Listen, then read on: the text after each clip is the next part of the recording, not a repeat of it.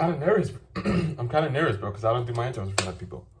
But And we get a lot of editing time, so you can edit the video and do what you want. yeah. Anyways, guys, what's going on, all my beautiful people? Welcome back to another video. Distinct Galaxies or Tyrak, or Distinct Galaxies with Tevin. Coming at you guys with a brand new one. I know I haven't been uploading this past week. I've been busy, but I'm here with a special guest. If you want to introduce yourself, my dear friend, my brother in Christ. You can say my name. Joseph. Joseph Gonzalez. Nice to meet you guys. His social media is Joseph Gonzalez on Instagram. Yeah, it is. My handle is the Joseph Gonzalez. That's THE Joseph Gonzalez. I'll put it in the video right now while he's speaking. YouTube, Instagram, and then I believe TikTok is the Joseph Gonzalez 1998. So. Alrighty, yeah. Yeah, I just thought about making a video. The Holy Spirit has really been pushing us to make this video right now. So we just thought that we should just get on here and have a little conversations with each other. Hopefully to touch on some topics that you guys maybe have been thinking about or maybe have been struggling with. Maybe we can, by whatever we talk about, maybe it can help you with that. I believe in God's timing, and I believe that everything happens for a reason, and someone could be helped by this video. So hopefully whatever we talk about today, it could help you. It could really touch you in a way that nothing else can. Hopefully you just feel the presence of God in this video. But I thank you guys for tuning into this video. Either way, whether this helps you or not, I thank you guys for watching this video. And there's more to come too. More to come. I know that this isn't the outro, but yeah, there's more to come. More to come. Yes, sir. But yeah, leave a like, share, as we get into these topics. Share it to your mother, your auntie, your uncle, grandpa.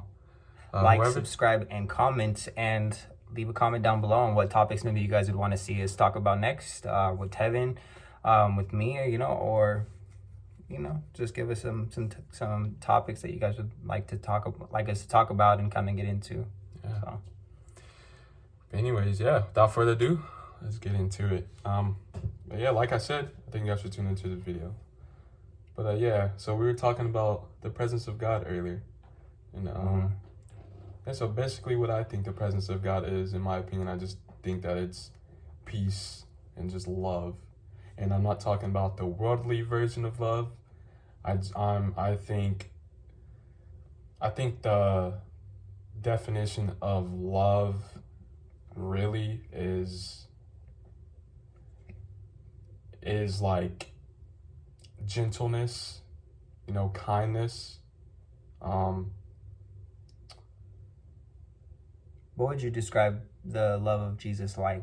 The love of Jesus. Well, I would, especially because there's people out there that may not know Christ, that may not understand the love of God. They may know, love from family or just their own life experience, but there is a true difference when there's the love of God compared to just regular love, obviously. Mm-hmm. And what would you describe that love? What would be the best words to even? I would just say true love is just peace, patience, kindness, and gentleness, in my opinion. Well, probably not even in my opinion. That's kind of what God interpret love as in Galatians, I believe 5:22, where he explains the fruits of the Spirit. Love, joy, peace, patience, happiness, self-control, kindness, goodness. With these such things there is no law. So I feel like love is a combination of a couple of those things, like peace, patience, gentleness, kindness. What I can perceive it to be as at the very moment. Obviously I'm still learning about it more and stuff, because I haven't quite fully experienced that whole I don't think anybody really can. Yeah, because I don't think anybody can really. His love is so great that I don't even think that we're even able to experience, like, understand or comprehend the fullness of what his love is. And I feel the more that we grow and understand his will for us, the more that his love is revealed to us, which like keeps us being drawn, back in, back in it. We're in the battle, we're in the like in the midst of chaos, and we it's a lot for us, but then we go right back into that quiet place and into that presence of the Lord, and that's where his love is that refresher, like, oh, this is why I'm doing it, this is why I want to continue to follow. He gives us that reminder, that like refreshing, I guess. Yeah, that's basically what I would. It's a good little explanation as well. Another topic that I really want to talk about too. I feel like the world is really confused on God in general. I feel like the world really don't know,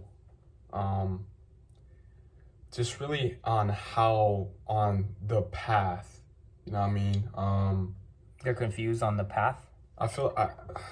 On what the path is, or what do you mean? It's kind of hard to explain it. So they know what God is, but they don't know like who God is, I guess. And yeah, like we can say, God is Jesus and our God is that and this and that, but it's like hard for them to truly grasp the concept when they don't quite understand first the concept of what God truly is, if that makes sense, right? Yeah. Because, you can throw a word out there, but if they don't really know what it is, then, it makes them confused, because then that's when they don't truly believe in that kind of concept in general. And I feel like a lot of people is confused on that, and need help with that, because there's really a lot of people out here who don't believe in God in general, who don't believe in necessarily anything, that they were just created somehow. And I don't know, that's just a miserable way to think. How I've been experiencing how people have been talking about it. Yeah, because it's like, how do you really know? How do you really know what life with God is? Like, I guess I would say people probably, they want to do the right thing. I'm sure there are people that want to follow God, and they have, like a concept, like you said, an idea of what God is, but they don't know what that path looks like, what it actually looks like to walk that. And it doesn't help, because we're living in a society that's so, obviously it's worldly, but we're living in a society that's so corrupt and so confused that we don't even know what is right anymore. Because what has been passed down from generation to generation has been a lot of kind of like, it's been our own form of righteousness, our own form of continuing on the family tree, continuing on the family, what is it called? Like the family line. We're passing on, these family things from generation to generation, what we perceive to be God and what we perceive to be goodness. And we try to make the best of it and carry that further, so that the next person in our family, the next generation to come, doesn't have to go through so much chaos. So whatever that is, the righteousness that we're passing on, I feel like we're starting to, as a society as a whole, we're starting to not even know what that looks like anymore, because of how corrupt the world is becoming. That type of like truth that is being passed down from family generations is beginning to just be corrupted through the hate and the anger and the fighting. And I just feel like that's really part of the enemy's tactic, is to just destroy what, at least right now for sure, is like he's really trying to aim towards what our family generations have been trying to further in God and in Christ. So how would you explain sin to some, how would you get someone to get on the right path and explain sin to them if someone doesn't necessarily believe in that sort of concept? I would say, first, I would say, what are you feeling on the inside that is, how do I say that?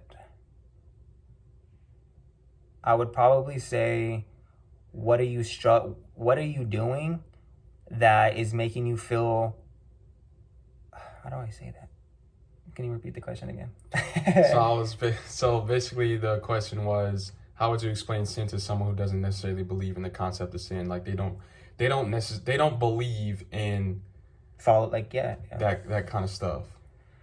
I would say, look at the results of your life and when you're following, the results that you're getting, what are you doing to get those results? So if you're trying to aim and strive towards a goal and you see that Those bad results. you're seeing the bad results, and what is it that you're doing that is causing those bad results? And if you having a hard time understanding what you're doing, what are you turning back to when you realize that the result wasn't what you expected? And if you end up with the result that you didn't want in life and you're upset about it and you're hurt, where do you turn to? Who do you talk to? What do you do to cope with that? And whatever that is, you have to learn to be aware of what that is, so that you can understand that is, whatever that is not the source of what is going to take you further in your path, if that makes sense. That makes a lot of sense. It's a really good explanation. Because I've heard a couple people, that doesn't necessarily believe in sin and stuff. All right, they try to explain, the good and the bad, which is, the bad is sin, because it was just like this one, I was watching this YouTuber earlier. He was talking about how he was trying to explain him going up a ramp in front of a crippled person, right? And as the stairs by the side of it, and he was talking about going up the ramp in front of him, not necessarily hurting him or cutting him off or anything, just going up the ramp when he could have went up the stairs. And he was just trying to make a moral selection by saying that, but that's bad. And I'm like, I mean, in that case, it's not necessarily bad, because you're not harming the handicapped person.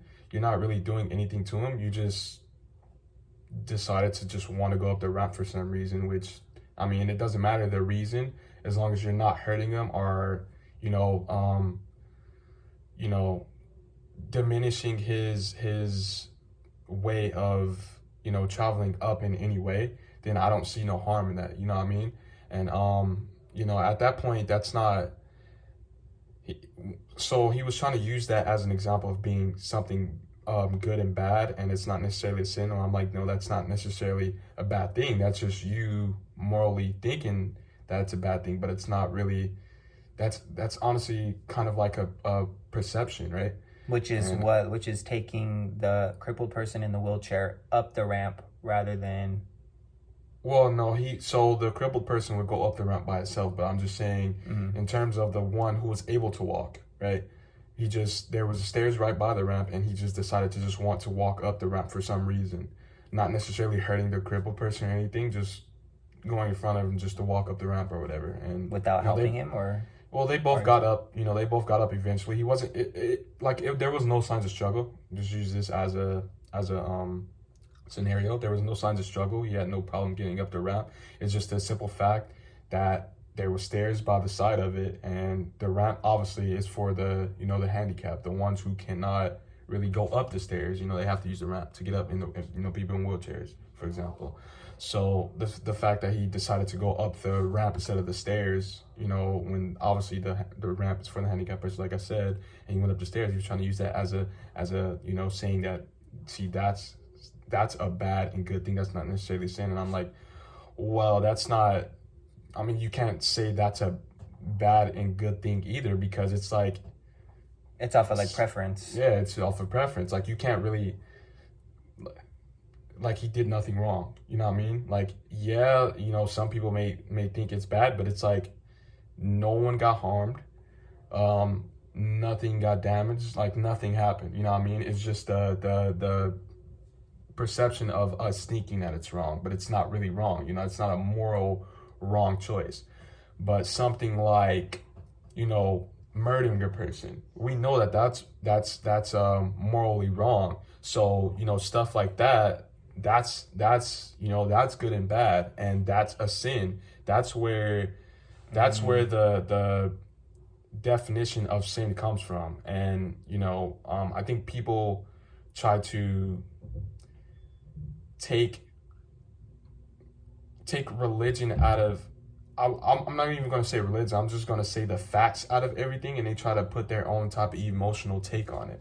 And I was just wanted to just see your, you know, your thoughts on that, you know, that subject of how would you explain sin to someone who doesn't necessarily believe in that? Because, you know, there's a lot of people who don't believe in sin or God and stuff like that in general. And I'm like, They don't see how big of a deal sin really they is. don't see how big of a deal sin really is. Okay. I would say, like, truly, I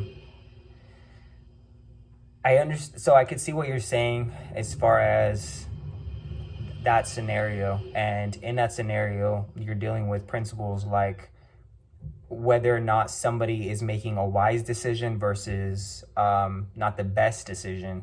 And then you have, and that can easily be misconstrued when you're thinking of how a person is living.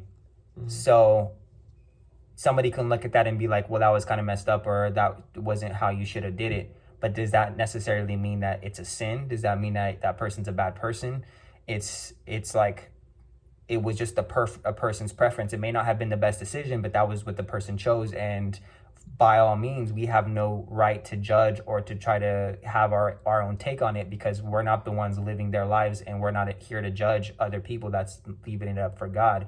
But when it comes down to, and ultimately, we don't know what's right from wrong. Ultimately, that has to come from you know, something of a pure, I mean, I would say, you know, a higher power. pure source. Because, yeah, pure source. Because, I mean, you know, in order for us to make that kind of, you know, judgment, exactly. You know, we would have to be, you know, just a morally good person ourselves. And I mean, we know that, you know, we've all done stuff that you know, was bad at a specific time. So I mean, that kind of, you know, exile us all out of, you know, that kind of purity, you know, precept. But yeah, because yeah, and that would take us to what sin actually is. And so when you defining what sin actually is, you'd have to look at your own, like, the actual meaning of what, or like what examples of what sin is. And God has the 10 commandments, and he has these things, these layouts of what is right, what isn't right. And we may not be the best of people. We may not like people sometimes. We may not agree with them. And ultimately, you know, it's not the best thing for us to do, because God says to lead with love and to have forgiveness and to have patience with people. But it all comes down to, at the end of the day, these are things that he's saying that you should do, because it is what is going to get you closer to God and keep you closer to God. And this is what you're doing because you love me. Now, if you're speaking to somebody who is of this world and doesn't really understand this, they're already going to have, like, not the best understanding of what it even means to walk with Christ. So they're not even going to be thinking about these types of principles that are involved with this walk and this and his will. So there, like you said, it brings us back to the question, you know, how would you describe sin to somebody who doesn't really know, you know, what this life is like, or even what sin really is, you know, what God is. And it would just have to be looking at the decisions that you're making. And it's like, they're not decisions as in like, you should have done this when you could have done this, or this scenario, you could have been a better person. It's not about being a better person. It's about doing things that are not gonna, that are,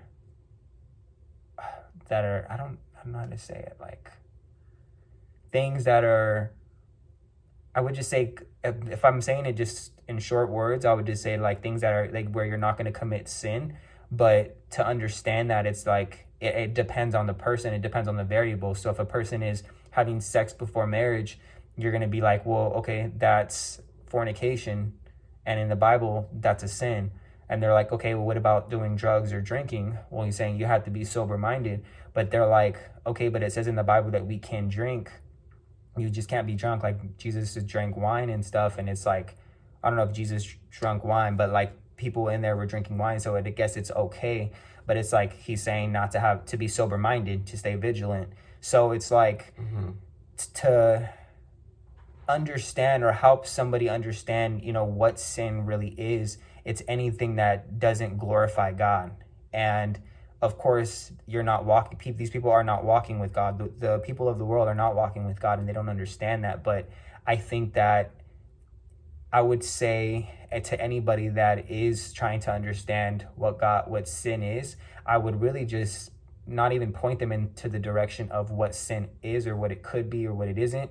I would just say, point them in the direction of get to know God first, and then he'll work that out. And so when people say, you know, come to him and he'll work everything else out, come as you are, it's really saying like, come with what you're doing, your sins, the things that you're doing wrong and that you don't even know how to go about it.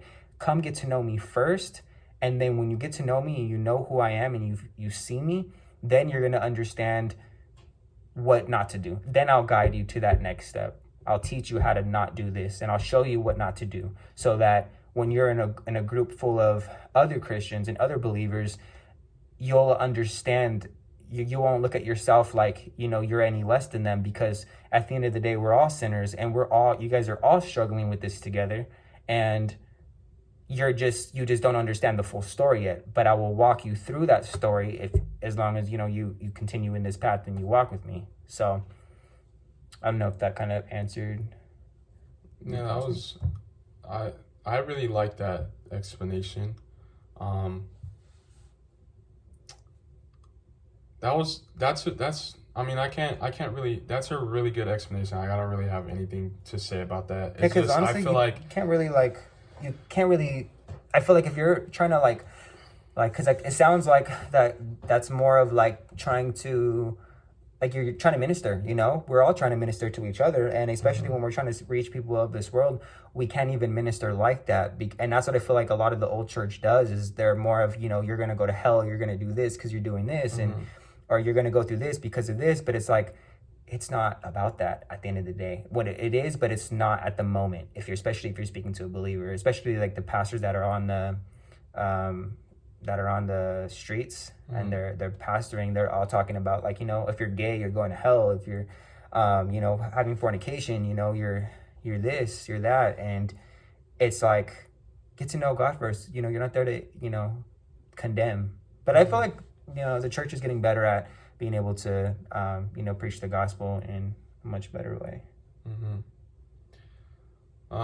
Which brings me actually to another point too that I kind of want to talk about. This might be a little bit sensitive to some people, but I just want you guys to know now that the things that we talk about, you know, we're not here to judge anyone.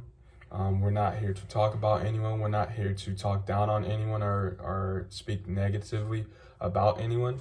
We're just saying the facts, and we just want to lead you guys, you know, the right way.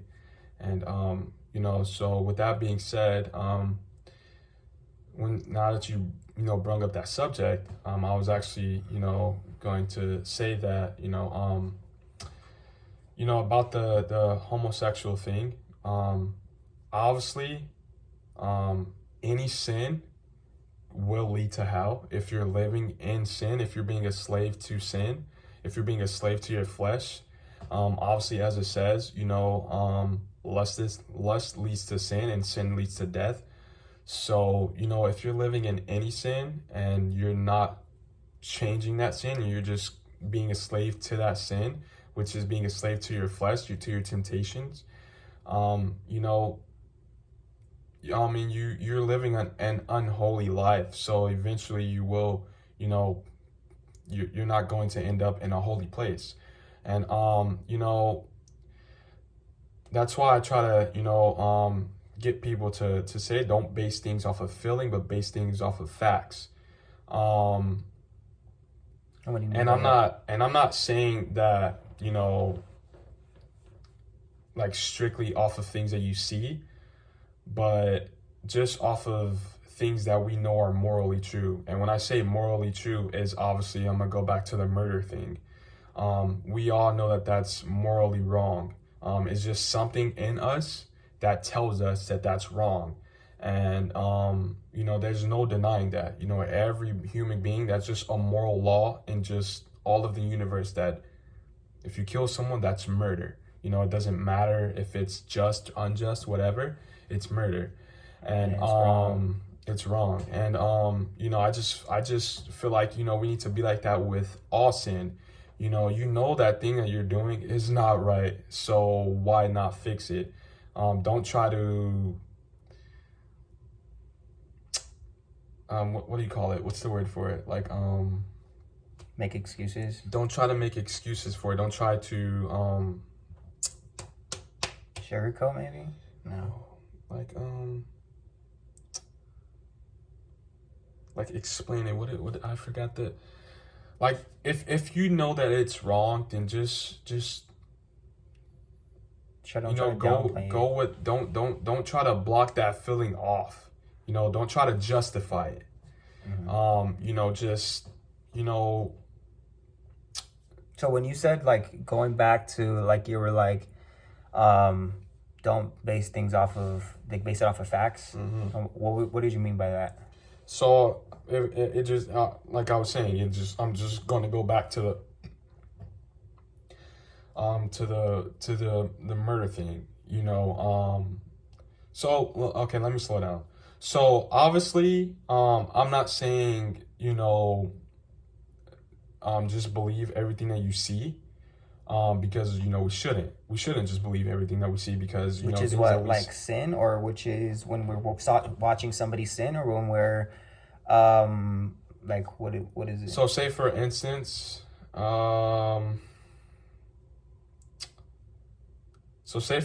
right?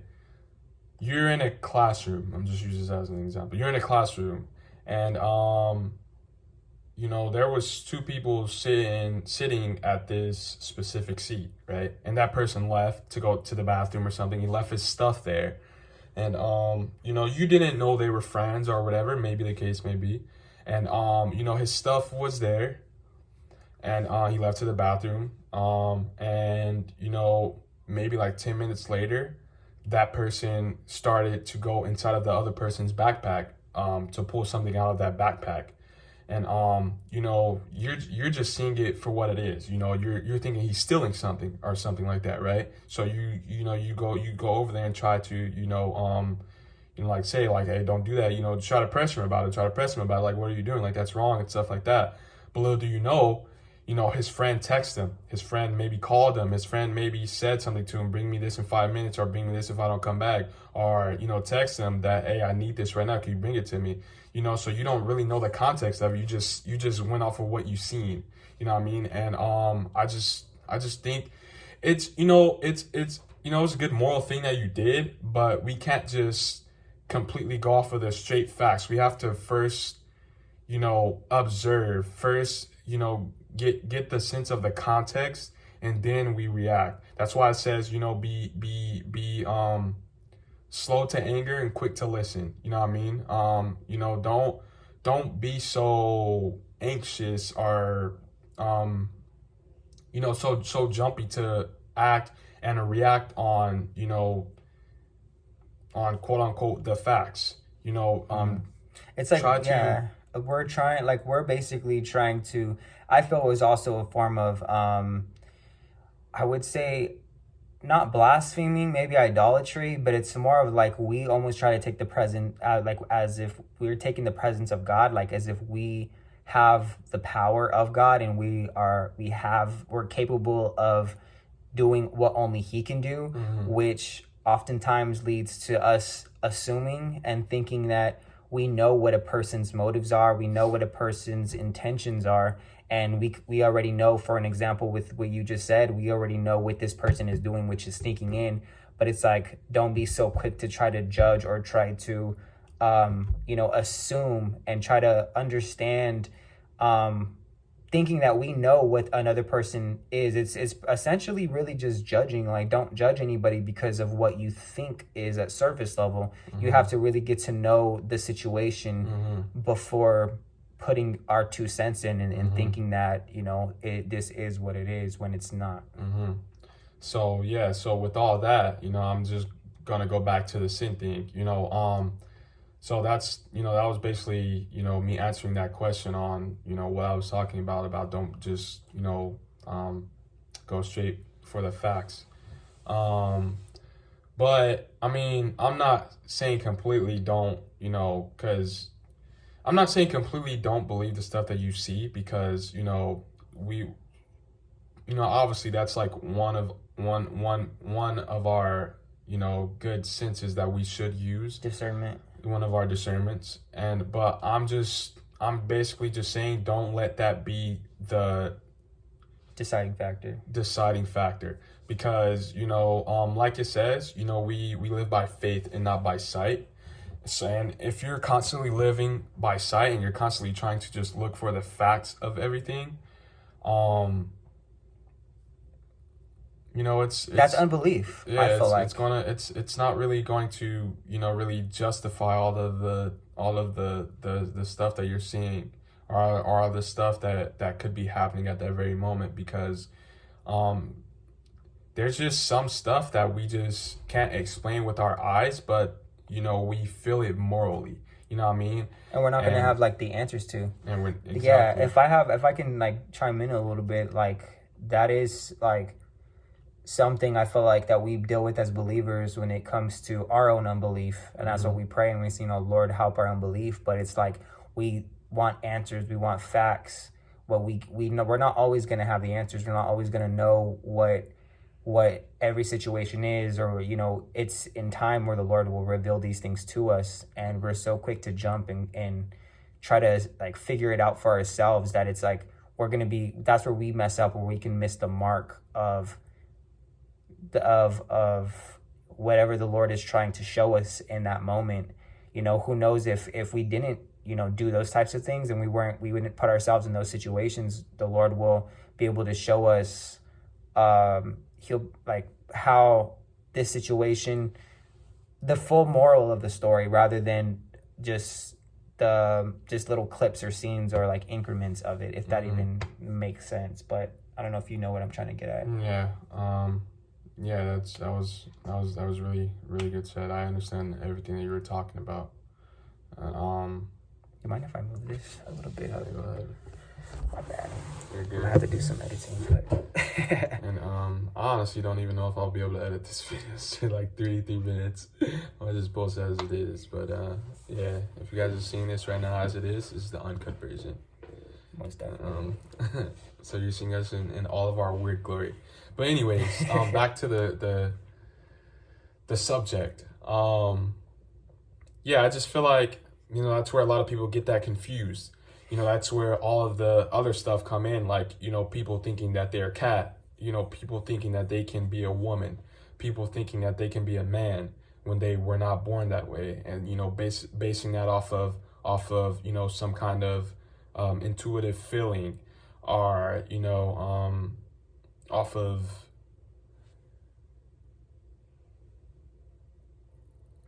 I wouldn't even call it, I'm gonna just say like non-brand facts. That's kind of a word that I just made up.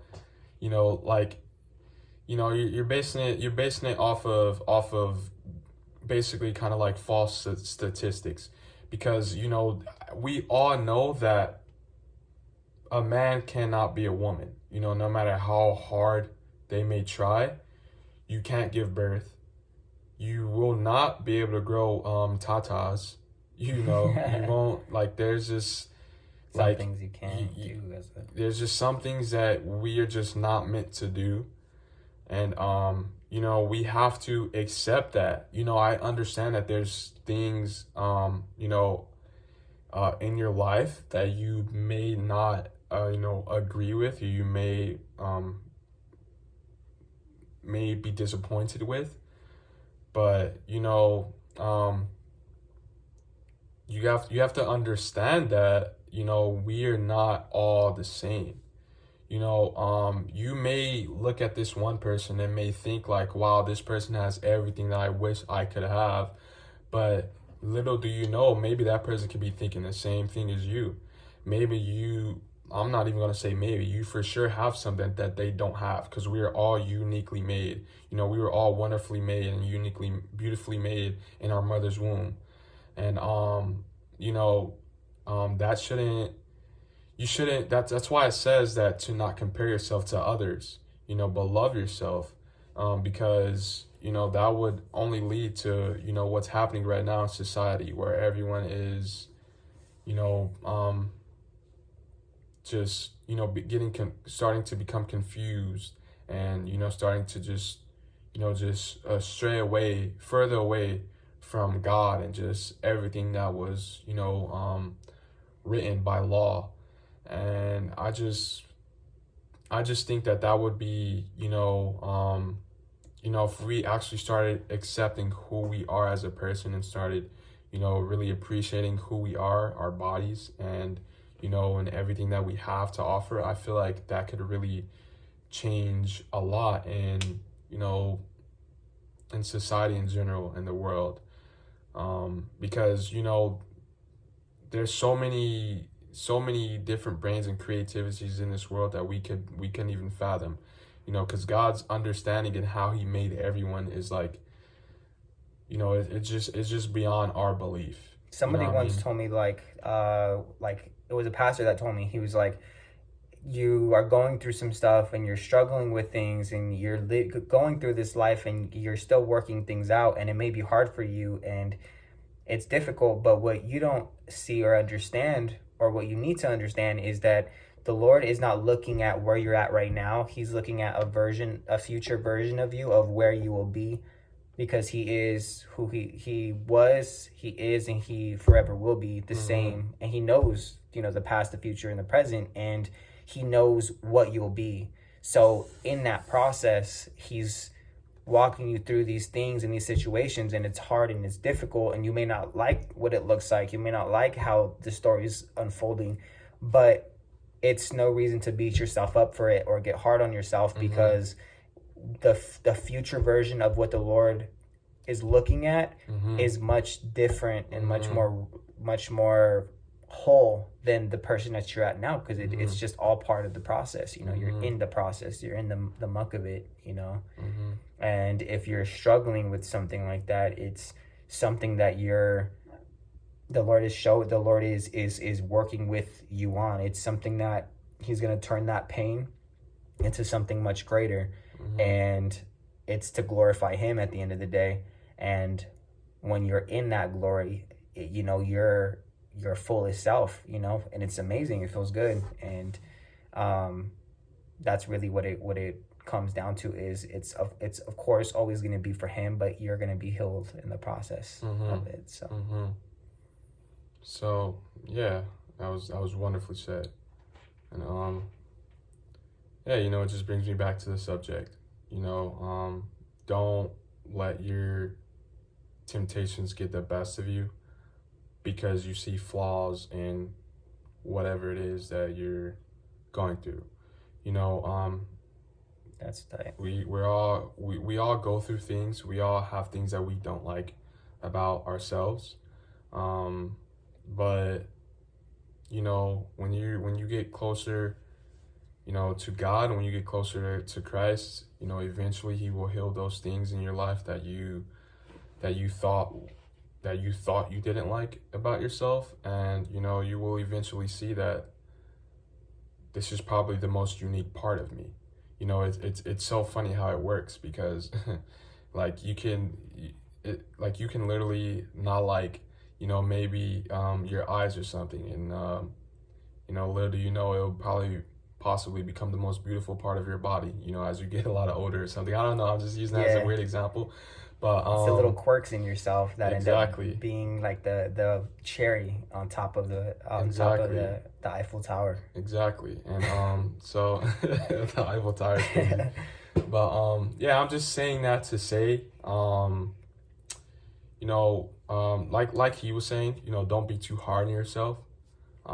Just accept who you are as a person, accept who you are as a human being, and whatever it is that you have that you are dealing with, give it to God. You know, cast all your cares upon Him. Cast all your burdens upon the Lord, because He careth for you. You know, He will heal your land.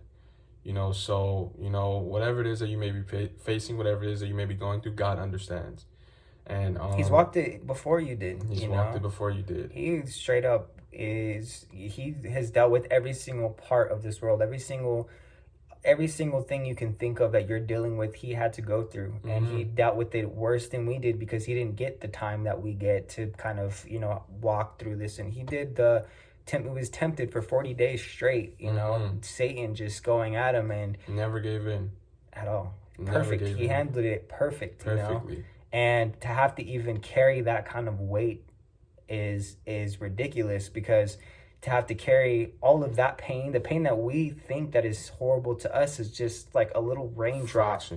Yeah, compared to an entire pool of harsh. And so all of the unworthiness that we're feeling was times 100 for him, and he had to handle it right. And so for him to handle it right, at least we can go and turn to sin if we need to, or if we want to.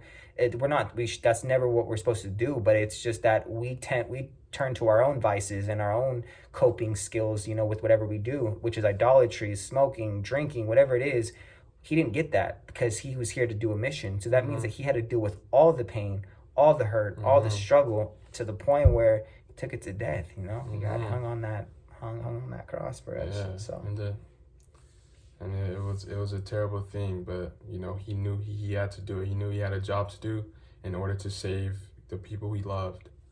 And you know, thankfully he did it, because if he didn't, it would be terrible for us. You know, glory to God. We'd still be sacrificing right now. All glory. Sacrificing lambs and cows and all on the altars. We'd be doing all that stuff still. You know, crazy. What's cool though is like we are living the dreams of our ancestors. You know, the ones that have walked before us. Like they wished they could have had the chances that we got. Imagine what they would have did with all this technology.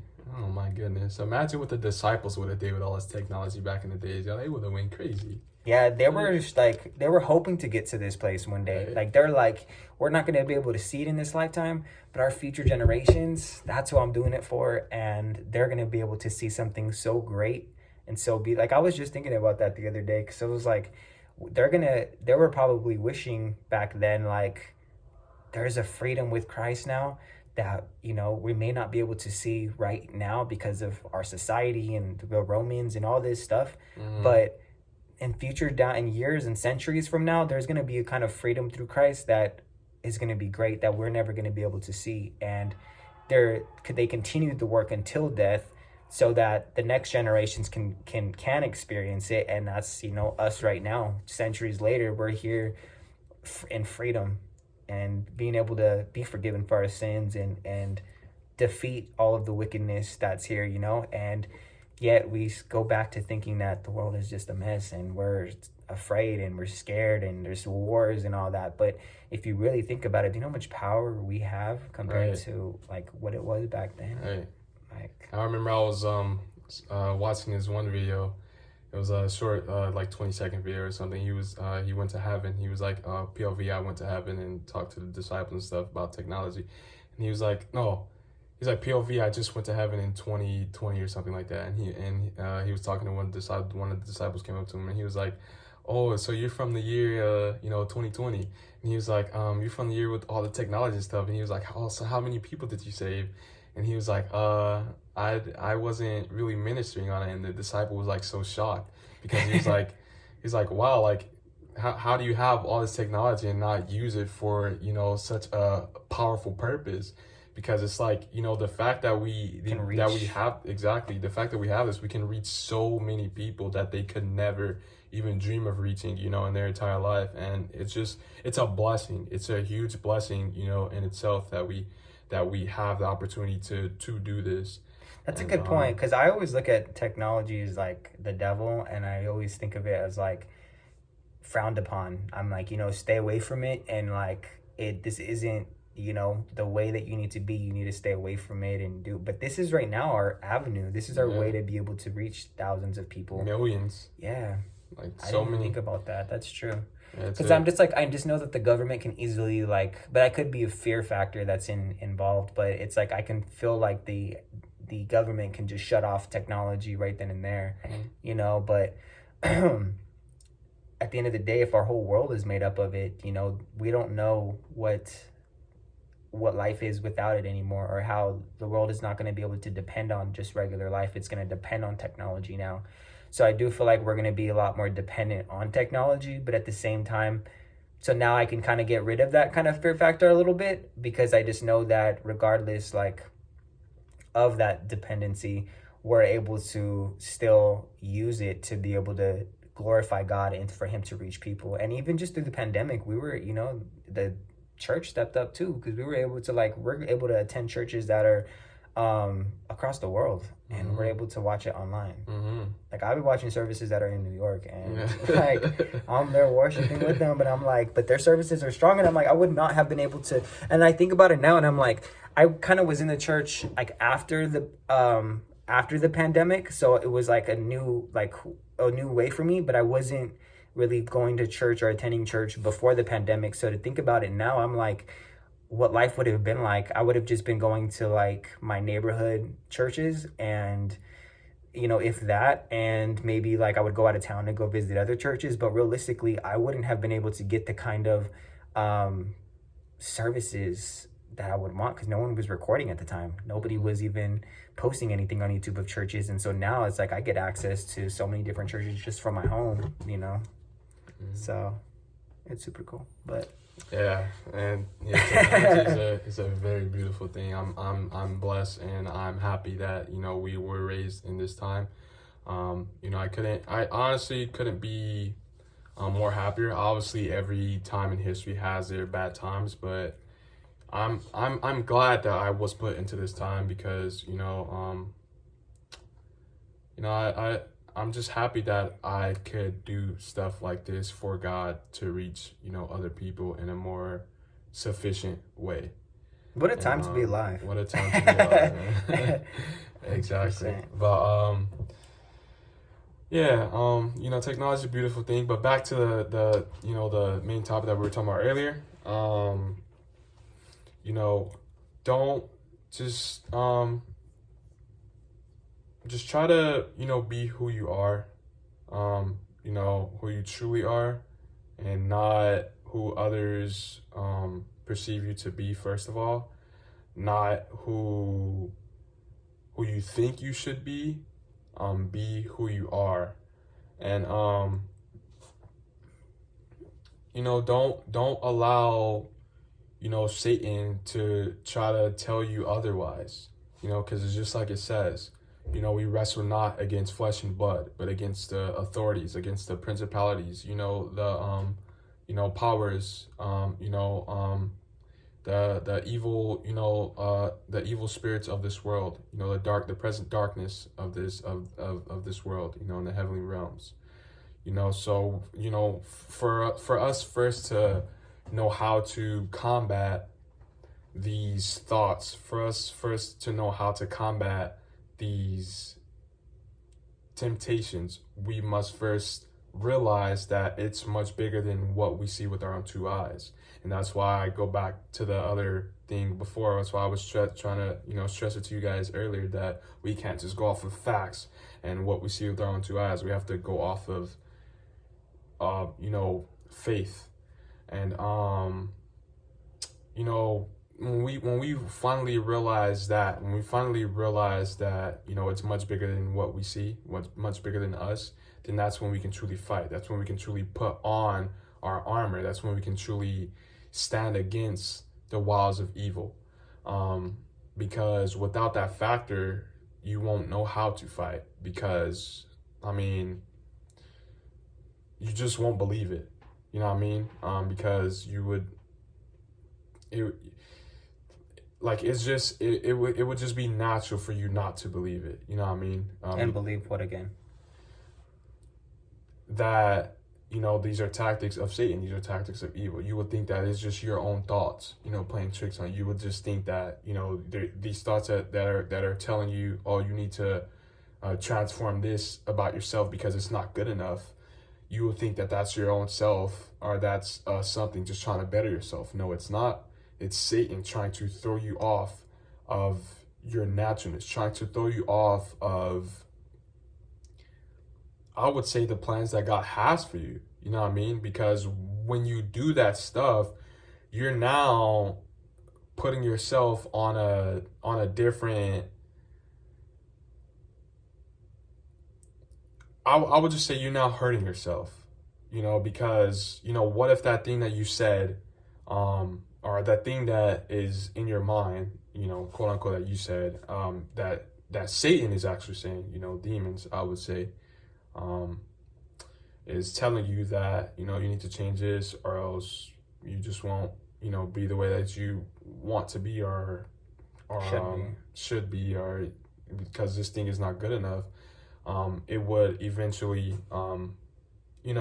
hurt you, because what if that happens and then you finally realize that it's not what you thought it should be?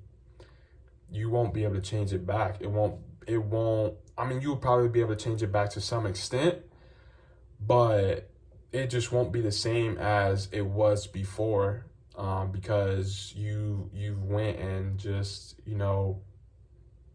messed up the I would say the blessing. And do you think that's something that eventually, if you're in that place, that God will be able to go back and change? I think God can work with anything that comes into that anyone comes to him with. So if someone were to do something like that and change a factor about themselves that didn't need to be changed to begin with, and they're listening to the enemy about these thoughts of inadequacy, then would that, once they make that deciding choice and they do it, now it's completely changed? Do you think that's something that they can go to God and say, Lord, this is where I have found out that I've messed up. This is where I'm hurt.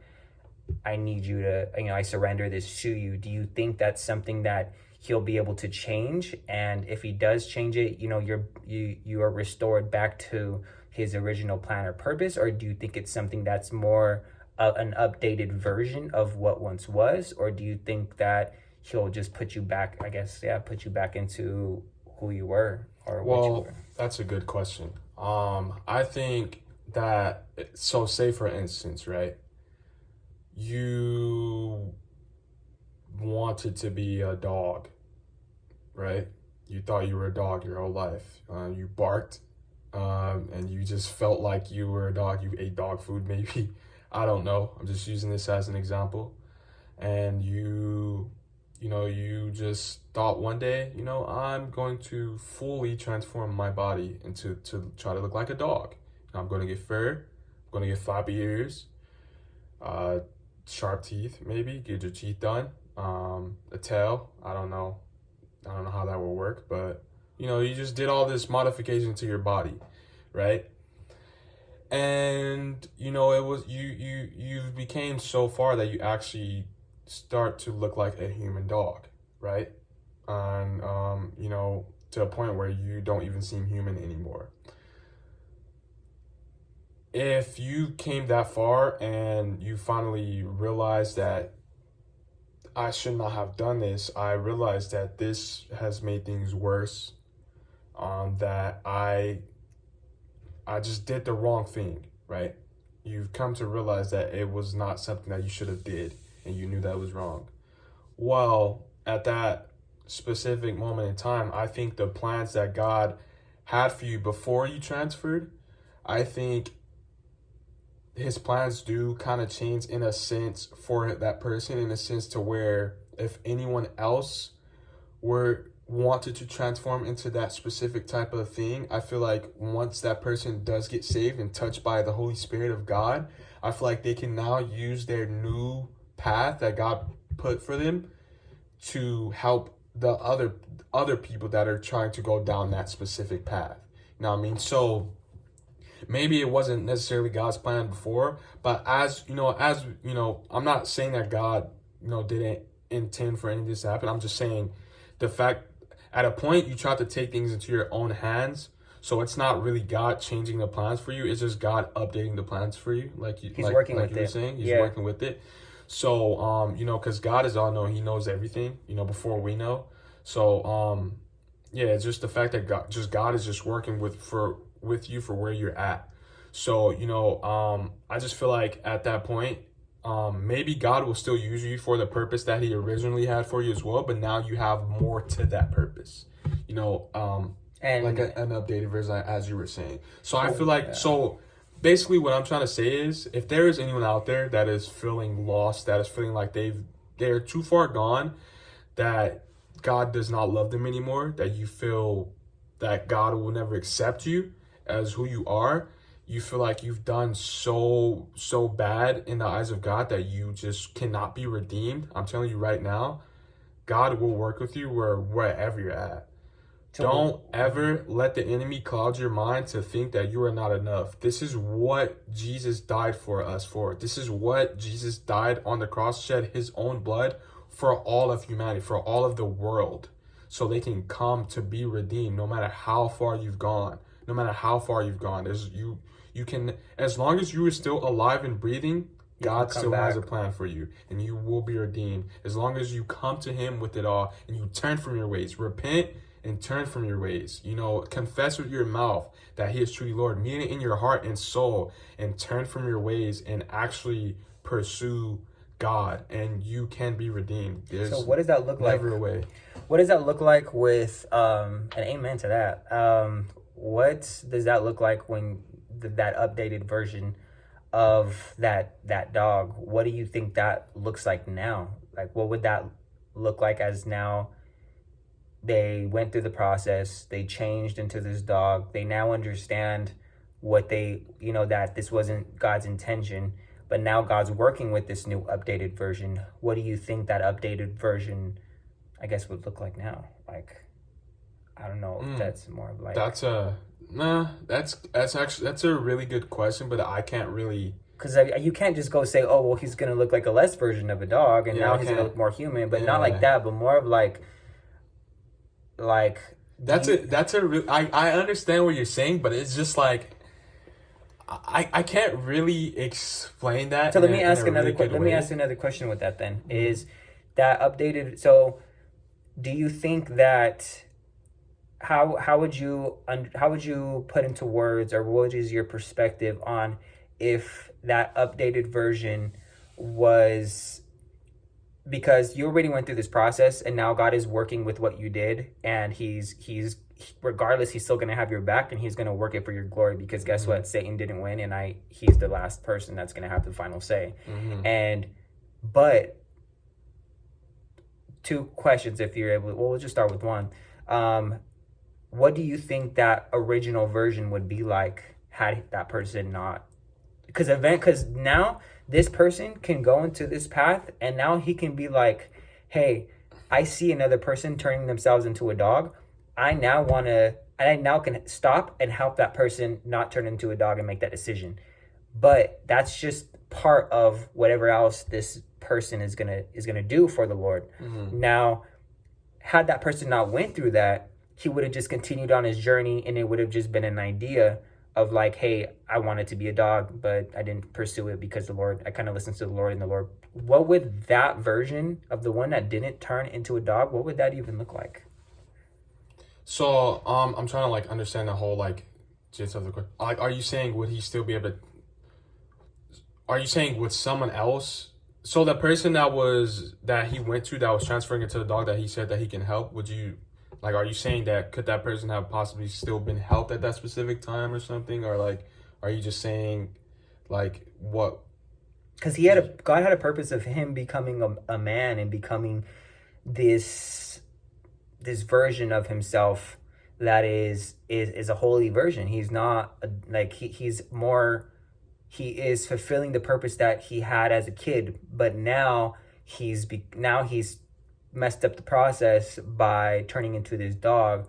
So it's like, how would you?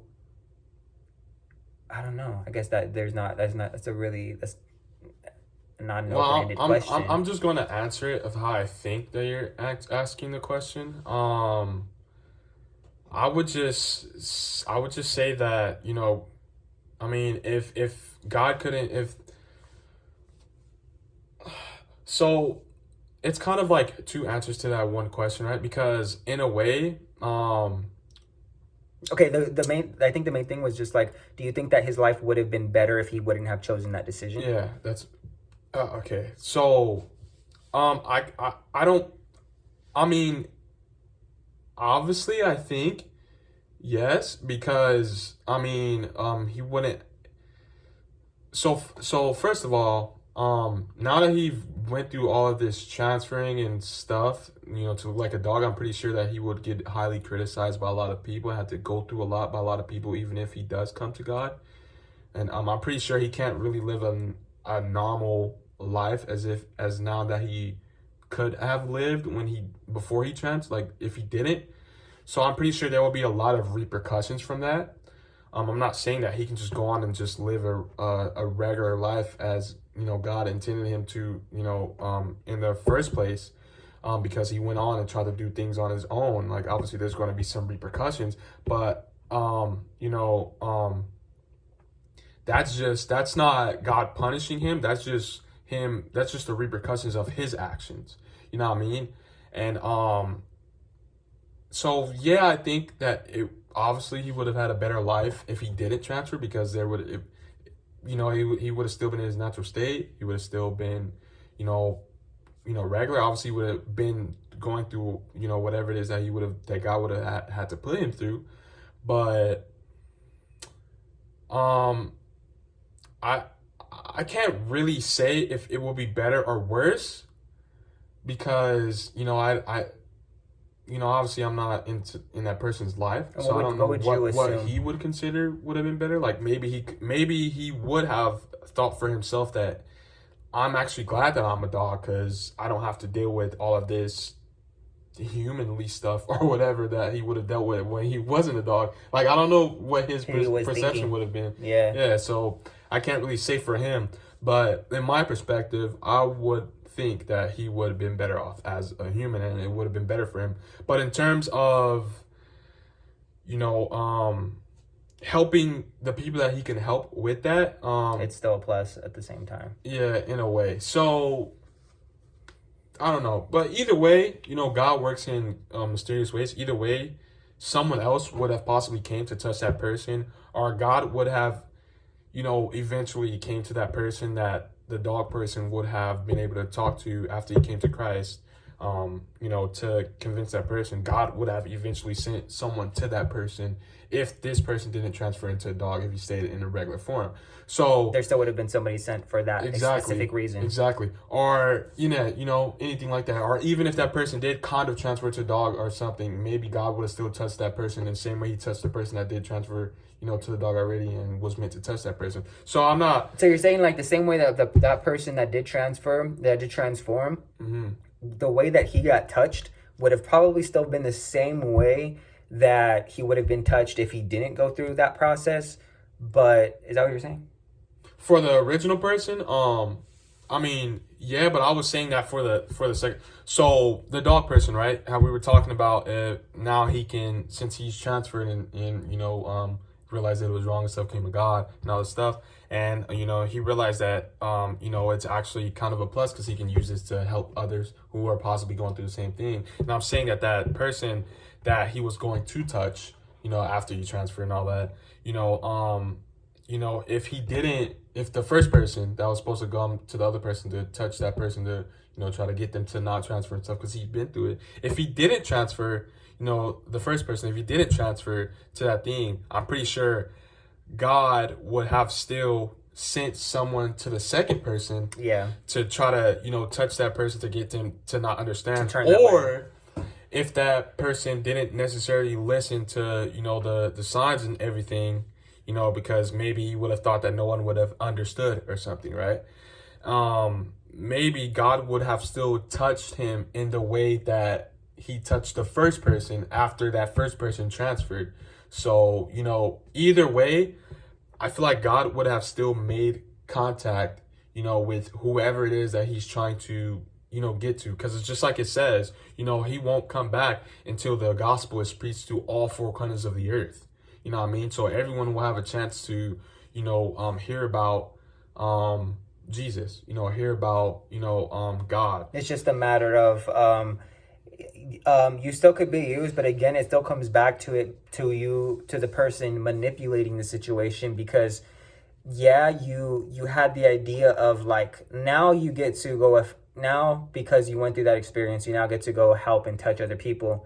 And it's not us doing the touching, it's the Lord, but you now get to go help other people in those scenarios, but that may not have been God's plan for you. Of course, it may be now, but it was because of the intent that you went in it with.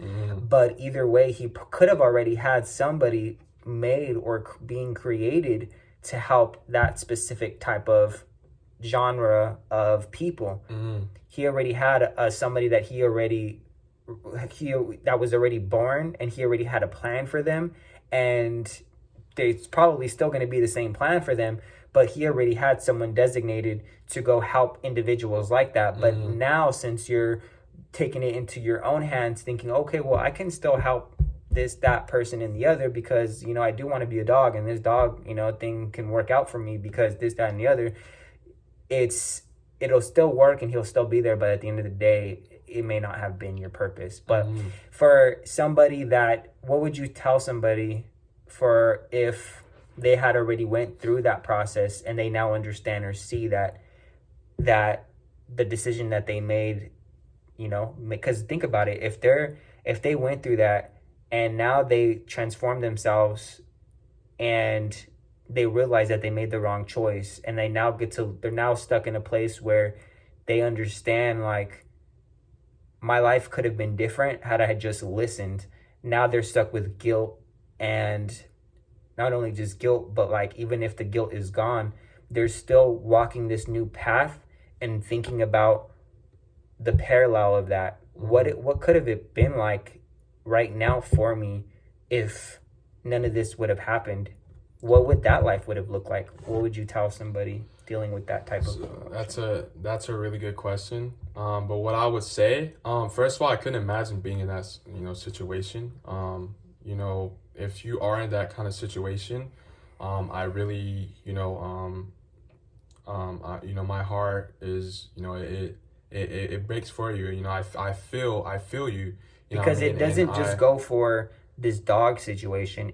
This is also people that are going through transgenderism, who are transforming from a female to a male to a female, and they have now made a decision that will change their life forever. And now they're stuck in a place, like we're saying, where they can think, what would my life have been like?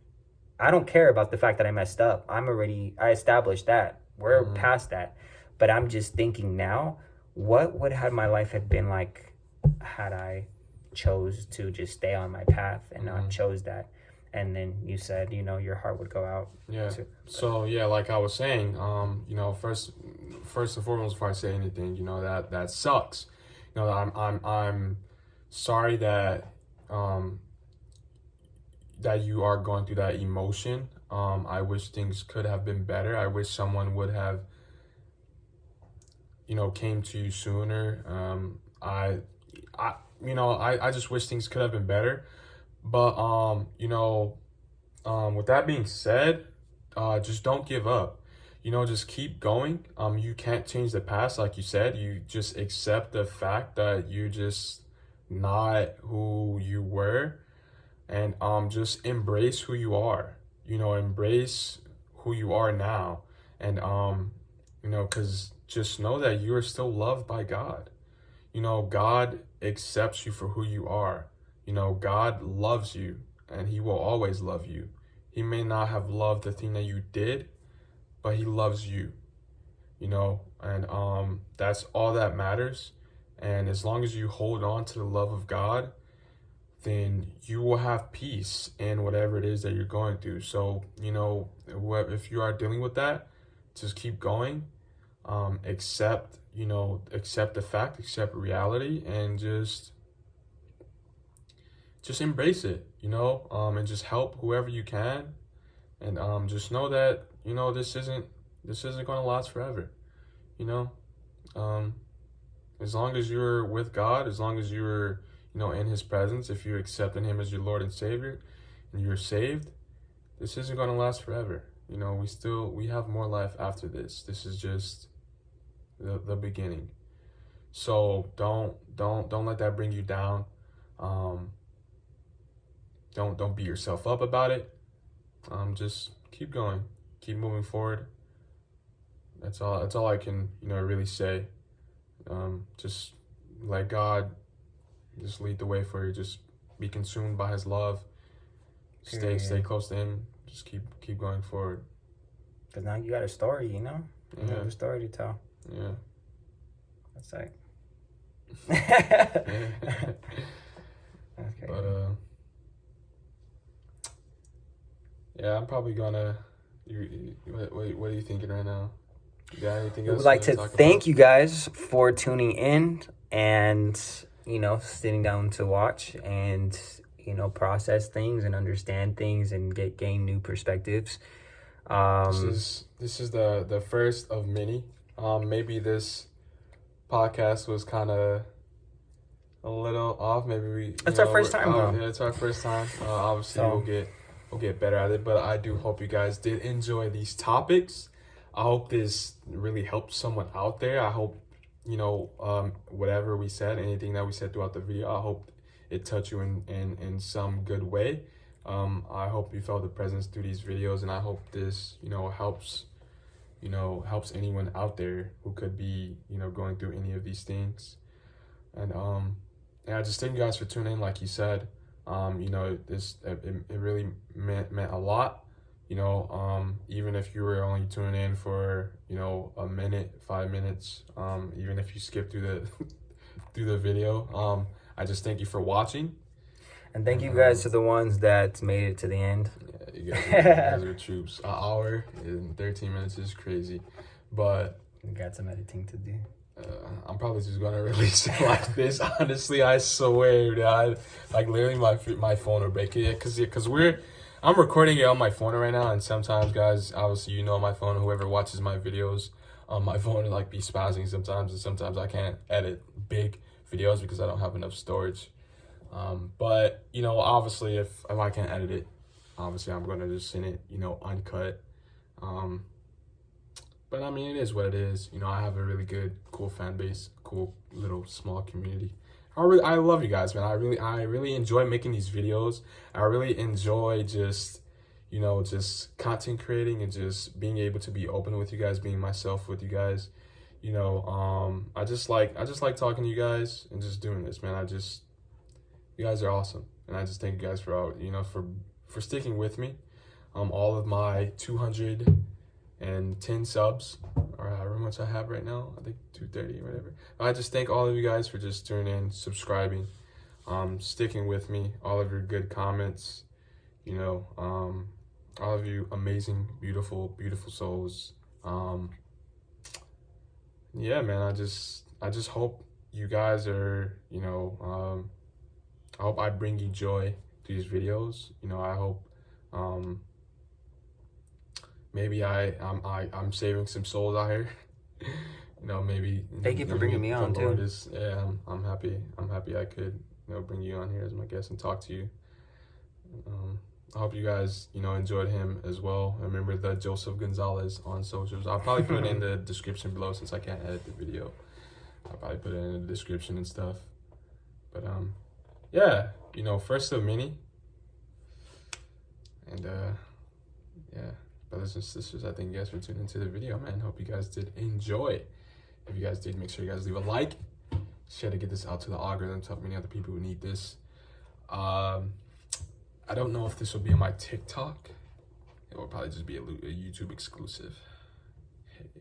But just make sure to share it to as many as you'd like. And yeah, more to come. And God bless. God bless. God bless.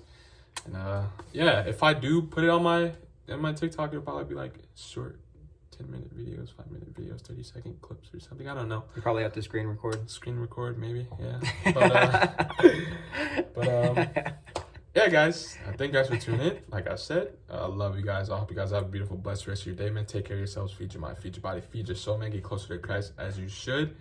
Pray, repent, all that good stuff, because, God times is real. Are near. Yes. God is real. He's here, and he loves you. He loves you. He loves you so much. And he wants you by his side. He would rather you by his side. But yeah, he would. Yeah. But yeah, thank you guys for tuning into the video. Love you guys all. Hope you guys have a beautiful, blessed rest of your day, man. Take care of yourselves. And it's been the Galaxy 7. I'm out of here. Peace.